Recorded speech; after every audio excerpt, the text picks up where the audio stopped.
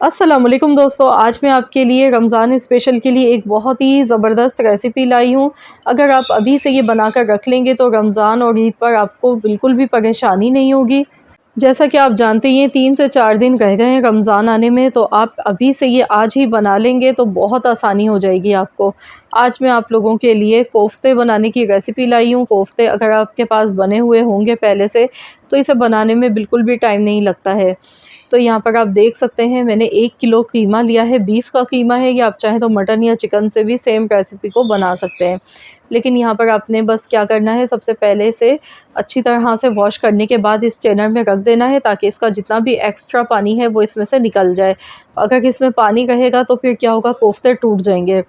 और कीमा देखिए इस तरह से बारीक पिसा हुआ होना चाहिए, एकदम मुलायम कीमा पिसा हुआ होगा तो कोफ्ते कभी भी नहीं टूटेंगे। तो यहाँ पर मैंने इसमें प्याज डाल दी है, एक छोटे साइज़ की प्याज है। मैंने इसे अच्छी तरह से ग्रेट करने के बाद इसका पानी निचोड़ लिया था, इसमें पानी नहीं है बिल्कुल भी प्याज में।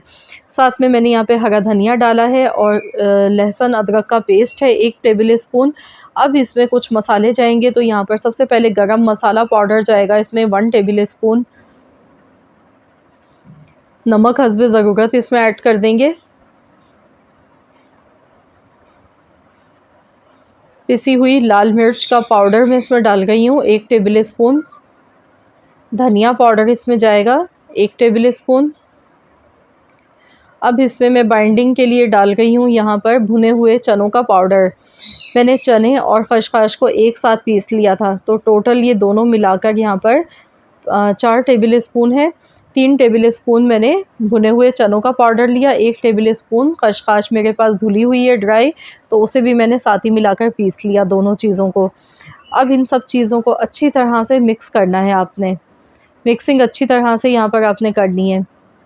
अक्सर जो कोफ्ते टूट जाते हैं या क्रैक आ जाते हैं उनमें, तो उनकी जो मेन रीज़न होती है, सबसे बड़ी अहम वजह यही होती है कि गोश्त सही से पिसा हुआ नहीं होता है। जितना अच्छा कीमा पिसा हुआ होगा, आप बाज़ार से 2-3 बार मशीन से निकलवा लें या घर पर लाकर एक बार चॉपर में भी इसे पीस लें या सिल पर पीस लें, जितना मुलायम कीमा पिसा हुआ होगा उतने ही अच्छे शानदार कोफ्ते बनेंगे आपके। ना ही तो इनमें क्रैक आएगा, ना ये टूटेंगे। और दूसरी अहम वजह ये होती है कि अगर पानी रह जाता है गोश्त में, तो फिर उससे भी कोफ्ते जो है हमारे क्रैक हो जाते हैं, टूट जाते हैं। तो इस तरह से देखिए मैंने कोफ्ता बनाया है और देखिए इसमें कोई एक भी क्रैक नहीं है। बहुत ही चिकना ज़बरदस्त कोफ्ता बनके तैयार हुआ है। तो इसी तरीके से मैं यहाँ पर सारे कोफ्ते पहले बना लेती हूँ। अगर रमज़ान के दिनों में कोफ्ते पहले से बने हुए होते हैं तो हमें मेहनत नहीं करनी पड़ती है, सिर्फ़ ग्रेवी आप इसकी बनाएँ और आप इसका सालन बना लें, बिरयानी बना लें, या ऐसे भी फ्राई करके आप इन्हें खा सकते हैं। तो यहाँ पर आप देख सकते हैं इतने ढेर सारे कोफ्ते ये बनके तैयार हो चुके हैं। अब मैं इन्हें फ्रीज़र में रख दूँगी। मैंने ऑयल से पहले ग्रीस नहीं किया था इस डिश को, मैंने डायरेक्ट ऐसे ही कोफ्ते बनाकर रखे हैं, तो मैं इसी तरह से हमेशा फ्रीज़ कर लेती हूँ। तो यहाँ पर देखिए मैंने इसे फ्रीज़ कर लिया था तकरीबन 8 घंटे फ्रीज़र में रहने के बाद आप देख सकते हैं ये एकदम से हार्ड हो गए हैं, ये देखिए। तो अब मैं इस तरह से इन्हें निकाल लेती हूँ, ये आसानी से निकल जाते हैं, ये देखिए।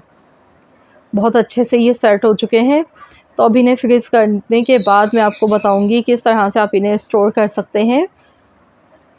सबसे पहले तो हमने इन्हें अलग कर लेना है इस तरह से। तो रमज़ान के दिनों में रोज़े रखने के बाद सभी का दिल चाहता है कि खाने में बहुत ही मज़ेदार सी कोई चीज़ बनाई जाए, और कोफ्तों का नंबर पहला आता है।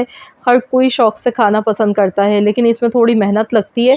तो अगर आप इस तरह से पहले से कोफ्ते बनाकर रख लेंगे तो बिल्कुल भी आपको मुश्किल नहीं लगेगा कुछ भी, क्योंकि इसका सालन आसानी से बन जाता है। तो यहाँ पर अब आपने ज़िप-लॉक बैग ले लेना है और इसमें ये कोफ्ते इस तरह से डाल के आप इन्हें फ्रीज़ कर सकते हैं आराम से। आप इन्हें पूरे महीने के लिए, 2 माह के लिए आप इन्हें स्टोर कर सकते हैं। बस जब आपका दिल चाहे आप निकाल लें, जितने कोफ्ते आपको चाहिए उतने आप निकालें और सालन बना लें। या आप बिरयानी बनाने जा रहे हैं तो इसकी बिरयानी बहुत मज़े की बनती है, सालन भी बहुत ही अच्छा बनता है। या आप इन्हें एज़ इट इज़ ऐसे भी फ्राई करके खा सकते हैं, बहुत ही लाजवाब लगते हैं ये खाने में। तो ज़रूर आप लोग इस तरह से ये रेसिपी ज़रूर ट्राई कीजिएगा। मैंने जो भी इसकी ट्रिक्स थी वो सब आपको बता दिए। आपके कोफ्ते ना टूटेंगे ना बिखरेंगे, और बहुत ही सॉफ्ट और बहुत ही जूसी कोफ्ते ये बनके आपके तैयार होंगे इस तरह से। तो यहाँ पर देखिए मैंने इन्हें ज़िप-लॉक बैग में डाल दिया है।